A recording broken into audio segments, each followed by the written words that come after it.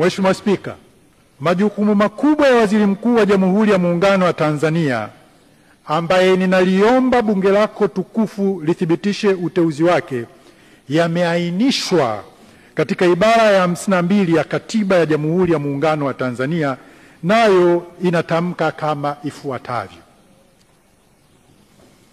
Ibara ya 52(1), Waziri Mkuu atakuwa na madaraka ya juu ya udhibiti, usimamiaji, utekelezaji wa siku hata siku wa kazi na shughuli za serikali ya Jamhuri ya Muungano wa Tanzania.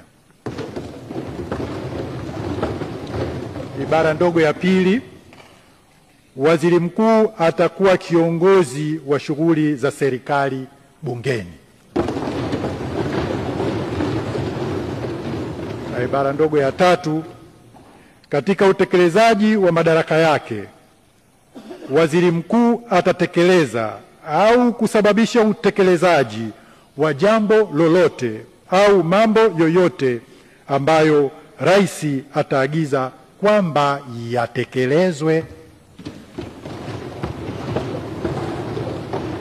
Mheshimiwa Spika, kwa kifupi, Waziri Mkuu ni kiungo muhimu kati ya bunge na serikali.